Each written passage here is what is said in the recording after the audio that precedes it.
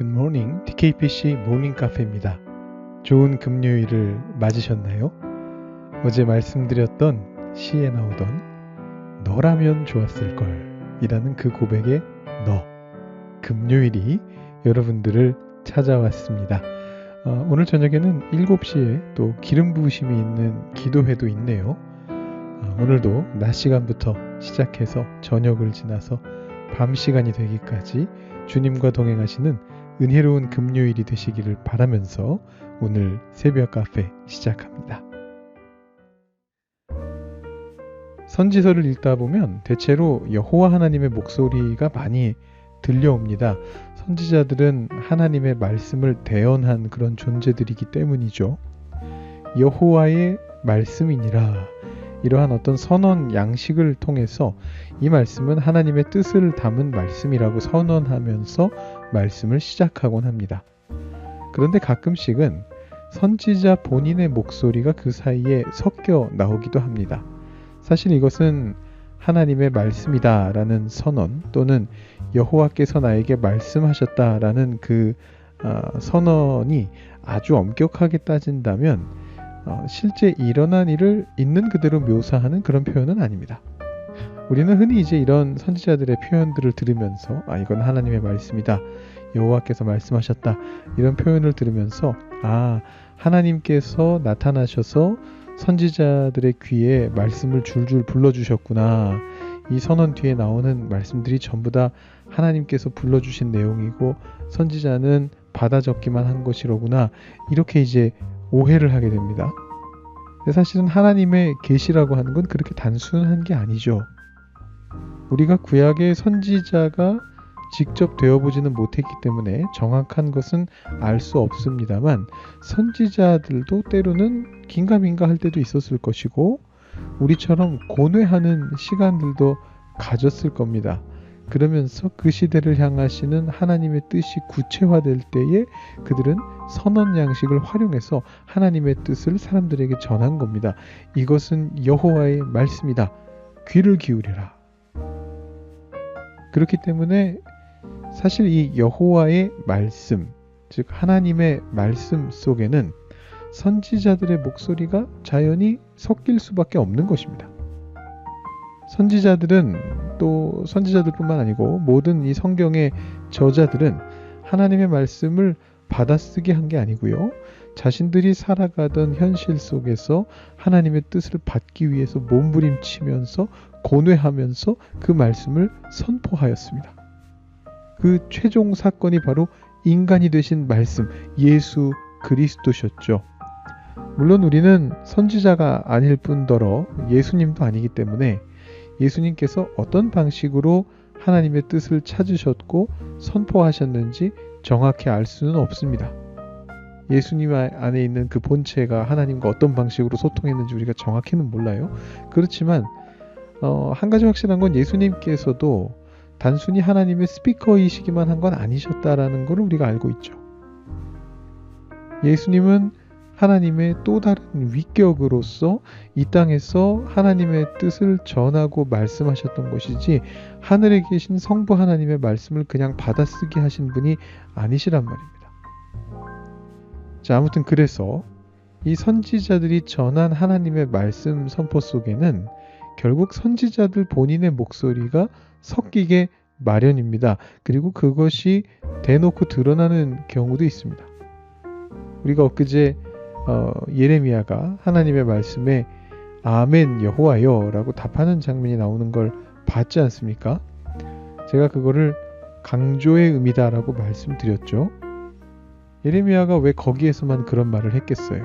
예레미야가 설마 하나님의 다른 말씀에는 동의하지 않았겠습니까?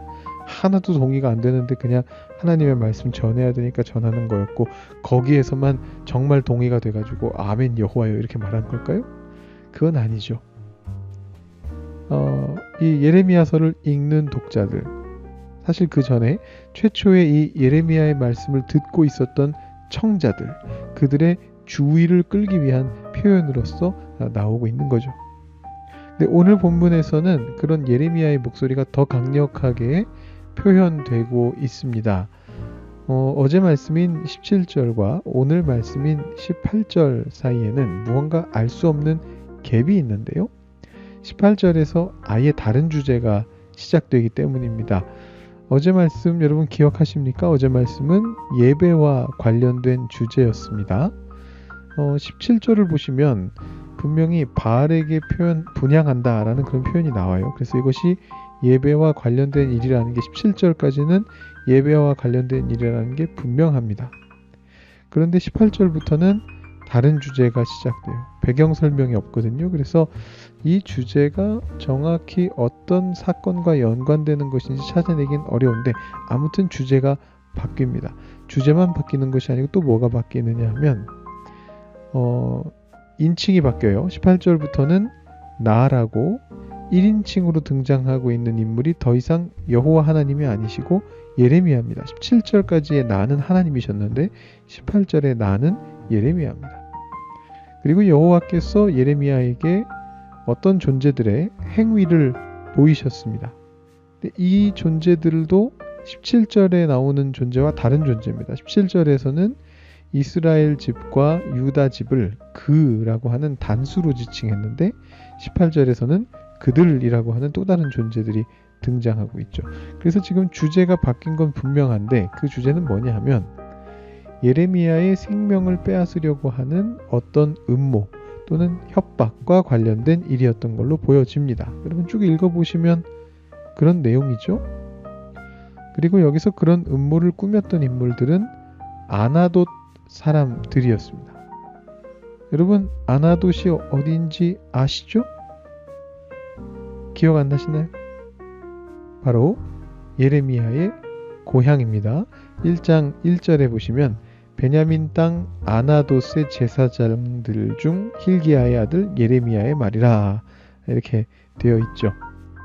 그러니까 예레미야는 지금 고향 사람들로부터 살해 위협을 받고 있는 지금 그런 상황이라는 말입니다.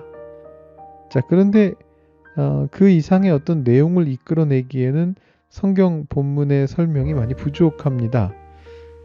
그래서 이게 실제로 어떤 사건이 벌어진 것이고 아나돗 사람들이 도대체 몇 년에 어느 해에 예레미야의 생명을 어떤 식으로 빼앗으려고 한 건가, 그 아나돗 사람들은 누구인가, 제사장들인가 누구인가, 이런 정보가 하나도 없습니다. 그래서 이제 이 내용을 우리가 파악하기가 쉽지 않은데, 그래서 저는 오늘 이 사건이나 그 음모를 꾸미는 고향 사람들에게 집중하기보다 다른 쪽에 집중해서 묵상을 해보려고 합니다. 그건 뭐냐면 바로 선지자 예레미야의 태도입니다. 앞서 말씀드렸던 것처럼 하나님의 뜻을 대언하는 선지자라 할지라도 그 대언 속에 선지자 본인의 생각이나 의견이 포함될 수밖에 없죠. 그리고 때로는 그것을 직접 표현해야 하는 그런 경우도 생깁니다. 그런데 오늘 말씀은 그 수준을 넘어섭니다. 예레미야와 하나님께서 굉장히 친밀한 대화를 하고 있는 것처럼 보입니다. 18절과 19절, 20절에서 예레미야가 먼저 말하죠. 하나님, 알게 해주셔서 감사합니다. 아이고, 그런 음모가 있었군요. 저는 몰랐습니다. 그런데 이런 음모를 하나님 그냥 두시지는 않으시겠죠? 제가 조금 더 친밀하게 느껴지게 하기 위해서 제 마음대로 번역을 바꿔봤습니다. 의미는 살려서. 자, 그러자 하나님께서 21절부터 23절 사이에서 답하십니다. 내 고향 아나돗 사람들이 감히 그런 협박을 하더구나. 내가 그들을 벌하겠다. 자, 그렇게 해서 고향의 문제가 일단락 된 것 같은데 예레미야는 또다시 하나님께 친밀하게 질문합니다. 12장 1절부터 4절이죠. 친밀하게 질문을 하는데 내용 굉장히 무겁습니다. 이렇게 말합니다. 아유, 그렇게 말씀해 주셔서 감사합니다. 역시 주님은 의로우십니다. 그런데요, 질문이 하나 있습니다. 왜 그런 놈들을 당장 벌하지 않으시고 하나님 그렇게 두고 보시죠? 이렇게 질문하죠. 하나님이 답하십니다. 12장 5절과 6절입니다. 제가 지금 현대의 표현으로 바꿔가지고 알아듣기 쉽게 그렇게 말씀드리고 있었는데 이 하나님의 답변 12장 5절은 직접 한번 읽어드려 볼게요. 유명한 말씀이니까요. 만일 네가 보행자와 함께 달려도 피곤하면 어찌 능히 말과 경주하겠느냐. 네가 평안한 땅에서는 무사하려니와 요단 강물이 넘칠 때에는 어찌하겠느냐. 이런 뜻이죠. 나는 네가 말과 경주할 수 있을 정도로 너를 성장시키고자 한다. 나와 함께 이렇게 대화하면서 이 요단강 물 넘치는 이 풍파 속을 뚫고 나아가 보자. 너의 편이라고 할지라도 사람을 믿지 말고 나를 믿어라. 이것이 하나님께서 예레미야에게 하고 계시는 대답인 것이죠. 자, 오늘의 묵상 포인트는 바로 이 지점에 있습니다. 이 예레미야와 하나님의 친밀한 대화입니다. 여러분들은 하나님과 얼마나 친밀하게 대화하고 계신가요? 어떻게 그렇게 하고 계신가요? 자, 이 묵상 포인트를 가지고 여러분 묵상하실 수 있도록 제가 나눔 질문을 드려보죠. 제가 보여드립니다. 방금 말씀드린 그 질문이에요. 조금 더 정리를 해봤습니다. 하나님과 친밀하게 대화하고 계신가요? 한번 생각해 보시고 어떻게 친밀한 대화를 나누시나요? 한번 여러분 노트 준비하셨다면 옆에다가 한번 적어 보셔도 좋을 것 같고요. 옆에 힌트 보시면 하나님과의 친밀한 대화에 초점을 맞추시면서 오늘 말씀을 먼저 다시 한번 읽어보시고 묵상해 보시면 좋을 것 같고요. 여러분들의 기도 생활을 옆에 있는 질문을 가지고 점검해 보신 후에 여러분들 실제로 하나님께 친밀하게 기도해 보셔도 좋을 것 같습니다. 이 부분은 맨 마지막으로 미뤄두셔도 뭐 상관은 없겠습니다. 제가 한 2분여 정도 시간을 드릴 건데 시간이 부족하시면 잠깐 멈춰 두셔도 되고요. 아니면 보온병 시간 끝나고 맨 뒤로 미뤄두셔도 되고 여러분들 시간 관리를 잘 하시면서 직접 묵상하시고 질문을 생각해 보시고 기도해 보시는 시간 가지시기 바랍니다.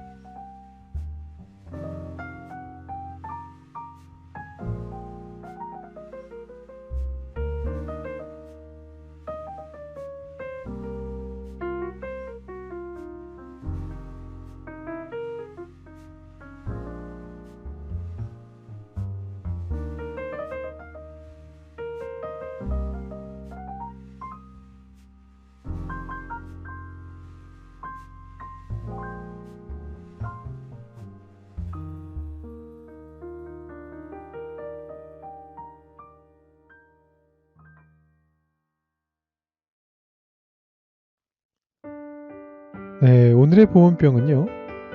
여러분 눈치채셨을 수도 있지만 기름 부으심이 있는 기도회입니다. 이렇게 중요한 걸 저희 교회에서 준비했는데 이 보온병으로 안 드릴 수가 없잖아요. 여러분 많이 참여해 주시면 좋겠습니다. 그래서 하나님과 진솔한 대화를 나누셨으면 합니다. 물론 늦은 밤에 운전이 어려우셔서라던가 혹은 건강 문제라던가 또 뭐 중요한 약속이 있다던가 그래서 참여하기 어려우신 분들도 계시겠죠. 이해합니다. 못 오신다고 정죄하고 그러지 않을 겁니다.